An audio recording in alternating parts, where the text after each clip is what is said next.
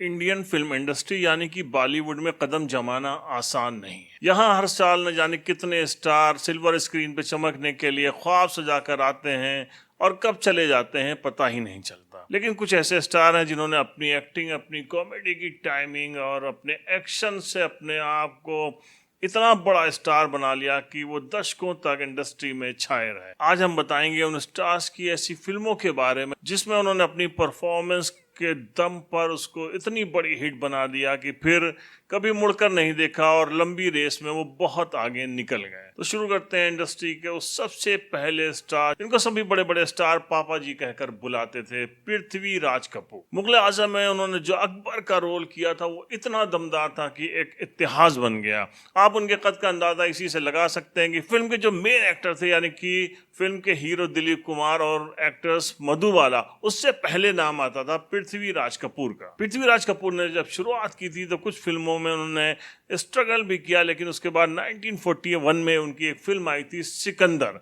इस फिल्म में उनकी एक्टिंग इतनी दमदार थी, सोहराब मोदी के साथ उन्होंने इतना शानदार अभिनय किया था कि फिर पृथ्वी राज कपूर ने कभी मुड़कर नहीं देखा। आपने देखा अलेक्जेंडर की ताकत कितनी बड़ी है, जिसने आपको एक दिन में फतह कर लिया। हमें आपकी ताकत ने पता नहीं किया, आपके धोखे ने पता किया है। अगर आपकी ताकत ही इतनी बड़ी थी तो आपने दिन के उजाले में दरिया को पार क्यों नहीं किया? मोहब्बत और जंग में सब कुछ जायज है। एक और नाम, भारतीय हिंदी सिनेमा का पहला सुपरस्टार जिसकी फिल्में हाथों हाथ बिकती थीं और वो सबसे बिजी स्टार था 1940s का, दादा मुनि यानी कि अशोक कुमार। इन्होंने कई फिल्में की, लेकिन 1943 में इनकी एक फिल्म आई किस्मत। इंडियन सिनेमा की पहली ब्लॉकबस्टर फिल्म थी किस्मत। इसमें दिखाया गया था कि इसमें पहली बार एक एंटी हीरो का किरदार जो दो भूमिकाओं में था उसको लोगों ने बहुत पसंद किया था। इस फिल्म में जो हीरोइन होती है वो अविवाहित होती है, प्रेग्नेंट हो जाती है। बहुत ही बोल्ड फिल्म थी उस जमाने की और बहुत बड़ी हिट साबित हुई थी। इंडस्ट्री के सबसे बड़े शोमैन यानी कि राज कपूर साहब, उनके पिता बहुत बड़े एक्टर थे, लेकिन हीरो बनने से पहले वो अपने पिता के ऑफिस में झाड़ू लगाया करते थे। वहां से उन्होंने काम की बारीकियां सीखी और उसके बाद वो असिस्टेंट डायरेक्टर के तौर पे भी उन्होंने कई फिल्मों में काम किया। राज कपूर की एक फिल्म आई थी बरसात, वो बहुत बड़ी हिट फिल्म थी, लेकिन राज कपूर का करियर जिस फिल्म ने बदल दिया वो थी फिल्म आवारा। 1951 में आई आवारा फिल्म इतनी बड़ी हिट हुई थी कि इसके गाने इंडिया ही नहीं बल्कि रूस, चाइना, साउथ अफ्रीका में भी इतने मकबूल हो गए थे, इतने पसंद किए गए थे कि जब भी कोई इंडियन वहां जाता तो वहां की पब्लिक ये गाना गाती। आवारा हूँ या गर्दिश में हूँ, आसमान का तारा हूँ। आवारा हूँ, आवारा हूँ। अब हम बात करेंगे इंडस्ट्री के एक और बहुत ही हैंडसम हीरो यानी कि देव आनंद साहब की। देव आनंद साहब ने 100 से ज़्यादा फिल्मों में एज ए हीरो काम किया। देव आनंद साहब की खास बात यह थी कि उनके ऊपर ब्लैक सूट इतना ज़्यादा जमता था कि लड़कियां उसको देख के पागल हो जाया करती थी। कोर्ट ने उनको बैन कर दिया था कि वो ब्लैक सूट पहन के पब्लिक प्लेस पर नहीं जाएंगे। 1951 में एक फिल्म आई थी देवानंद की, बाजी। ये फिल्म में देवानंद का रोल ऐसा जबरदस्त था, इतने हैंडसम लगे थे कि उसके बाद जो उनकी रोमांटिक हीरो की इमेज बनी तो वो कई दशकों तक छाए रहे। आप टैक्सी चलाया करते हैं क्या? चलाया करता था। हाँ, याद आ गया। डिस्पेंसरी में लोग कह रहे थे। क्या कह रहे थे? यही कि आजकल आपका कोई कारोबार नहीं। मैंने कोई गलत बात कह दी?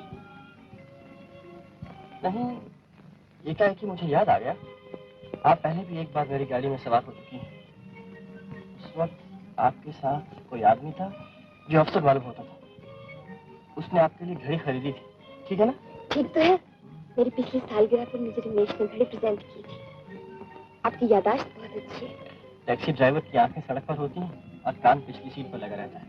अब हम बात करेंगे इंडस्ट्री की ट्रेजेडी किंग यानी कि दिलीप कुमार की। ट्रेजेडी किंग के नाम से मशहूर दिलीप कुमार उन एक्टर्स में आते हैं जिन्होंने 5 दशक तक फिल्मों में अपनी एक्टिंग का लोहा मनवाया। धर्मेंद्र, राजेंद्र कुमार, मनोज कुमार, अमिताभ बच्चन, शाहरुख खान इन्हें अपना आदर्श मानते हैं। दिलीप कुमार की 1955 में एक फिल्म आई थी देवदास। इस फिल्म में जो उनकी शानदार परफॉर्मेंस थी, उसके बाद वो इंडस्ट्री में बहुत बड़े एक्टर के तौर पे एस्टैब्लिश हो गए। उनको ट्रेजेडी किंग या अभिनय सम्राट के नाम से जाना जाने लगा। 5 दशक तक दिलीप कुमार ने बहुत बड़ी बड़ी सुपरहिट फिल्में दी। कुछ ही दिन हुए पीना शुरू की है, इतनी ज्यादा बर्दाश्त न कर सकूं। कौन कमबख्त है जो बर्दाश्त करने के लिए पीता है? मैं तो पीता हूं कि बस सांस ले सकूं। अगला नाम आता है राजकुमार साहब का। जी हाँ, राजकुमार साहब जिन्होंने पुलिस की नौकरी छोड़कर फिल्मी दुनिया में कदम रखा। शुरू में उन्होंने स्ट्रगल किया, लेकिन 1957 में एक फिल्म आई थी उनकी मदर इंडिया। इस फिल्म में उनकी भूमिका छोटी थी, लेकिन एक्टिंग ऐसी दमदार थी कि उसके बाद राजकुमार अभिनय सम्राट कहलाए। उन्होंने ऐसी शानदार फिल्में दी और जिसमें उनके अभिनय के साथ साथ जो उनकी एकदम अलहदा आवाज़ थी, गूंजती हुई आवाज़ थी, स्क्रीन पे जो भी सुनता वो खो जाता। राजकुमार साहब ने भी बहुत लंबी पारी खेली और एक से एक बढ़कर फिल्में दी। ये भी लाला के पहुंचा दे। बात नहीं है, पर शर्म नहीं आती है? बच्चे भूखों मरते हैं और तू औरत की खाए जा रहा है दोनों दिन बैठे बैठे पसेरी में। सुनील दत्त जिनका शुमार 60s के डेकेड में मोस्ट हैंडसम इमर्जिंग हीरो के तौर पर लिया जाता है। इन्होंने आशिक, डाकू, क्रांतिकारी, भोला ठाकुर जैसे अलग अलग किरदारों को अपनी एक्टिंग से जीवन कर दिखाया। सुनील दत्त की 1957 में आई फिल्म मदर इंडिया में उनका ऐसा शानदार रोल था जिसके बाद उन्होंने बॉलीवुड में एक ऐसा मकाम बना लिया जहां तक आम लोगों का पहुंचना मुमकिन नहीं हो पाता। माँ, एक दाना नहीं लेने दूंगा। बिट्टू उसका बाकी है तो देना ही पड़ेगा। हट।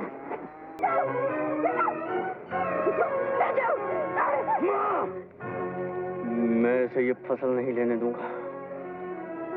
हमने बैल बनकर जमीन गोड़ी है, अपने पसीने से खेत सींचे हैं, भूखे पेट रहकर ये फसल खिला दी। इस फसल से हमारा पेट नहीं भरेगा तो मैं इस फसल को आग लगा दूंगा। नहीं बिजू। तो बोल इसको, मुझे हिसाब दिखाए। अगले नंबर पे है जुबली कुमार। जी हाँ, लगातार सिल्वर जुबली फिल्में देने की वजह से ही राजेंद्र कुमार को जुबली कुमार कहा जाता था। ये तो शुरू से ही राजेंद्र कुमार ने कई अच्छी फिल्में दी, लेकिन 1963 में आई उनकी फिल्म मेरे महबूब से जो उनकी रोमांटिक हीरो की इमेज बनी, तो फिर राजेंद्र कुमार ने इंडस्ट्री में एक ऐसे कदम जमाए कि उनके नाम पर ही फिल्म 60s के डेकेड में ही एक और फिल्मी दुनिया के हैंडसम हीरो की एंट्री होती है बॉलीवुड में। यहाँ सबसे handsome, charming, versatile actor Dharmendra थे जिन्होंने 300 से ज्यादा फिल्मों में काम किया है और हाल ही में रिलीज हुई फिल्म रॉकी और रानी की लव स्टोरी में भी उन्होंने 88 साल की उम्र में कमाल की प्रेजेंस दी है ऑन स्क्रीन।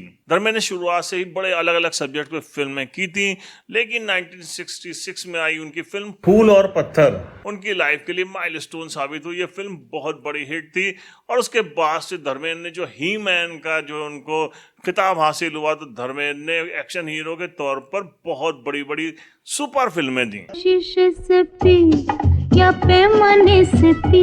अरे तुम अंदर जाएगी तो मैं अंदर जाऊंगा। अरे मुंह दिखाने के काबिल हो तो मुंह दिखाए ना। अगर आइंदा किसी ने अपने मुंह से एक भी लफ्ज निकाला तो उसका चौ हश्र होगा आज अपनी आंखों से। ताकत के जोर पर तुम दुनिया वालों का मुंह जरूर बंद कर सकते हो, नफरत को मोहब्बत में नहीं बदल सकते। अगले नंबर पर है इंडस्ट्री के पहले रॉक स्टार यानी कि शम्मी कपूर। पृथ्वीराज कपूर के दूसरे नंबर के बेटे शम्मी कपूर अपने अलग तरीके की डांसिंग स्टाइल, उसके अलावा उनकी जो नीली आंखें थी, स्क्रीन के ऊपर ऐसे हैंडसम लगते थे कि देखने वाले दर्शक और लड़कियां तो पागल हो जाया करती थी। शम्मी कपूर ने शुरुआत से ही एक से एक बढ़िया फिल्मों में काम किया, लेकिन 1961 में उनकी एक फिल्म आई थी जंगली। इस फिल्म में तो उनका जो रोल था आफत मचा दी थी उन्होंने अपनी एक्टिंग से, कॉमेडी से, और इसमें जो उनका जो है गानों के ऊपर जो उनकी परफॉर्मेंस थी उससे सभी उनके दीवाने हो गए थे। फिर तो तीसरी मंजिल उनकी एक फिल्म आई थी जिसके बाद से उनको इंडस्ट्री का पहला रॉक स्टार कहा जाता था। शम्मी कपूर ने भी ढेरों फिल्मों की लाइन लगा दी। क्या कर रही है? मार डालेंगे बेचारे को, मार डालेंगे। You, me, you keep out of it. I will not. आप बिना वजह एक मोटे आदमी को क्यों मार रही हैं? ये मुझे तंग करने के लिए हंस रहा है।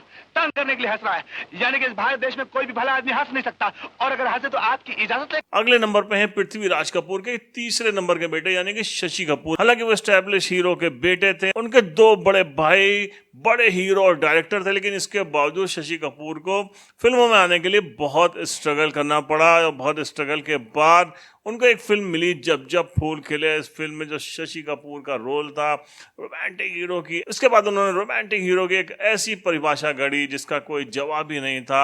शशि कपूर इस फिल्म के बाद बहुत बड़े स्टार बन गए। हमने फैसला कर लिया मेम साहब, हम पढ़ेगा। अच्छी बात है, तो स्कूल जाना शुरू कर दो। नहीं मेम साहब, हम स्कूल में नहीं पढ़ेगा, हम तुमसे पढ़ेगा। मुझसे?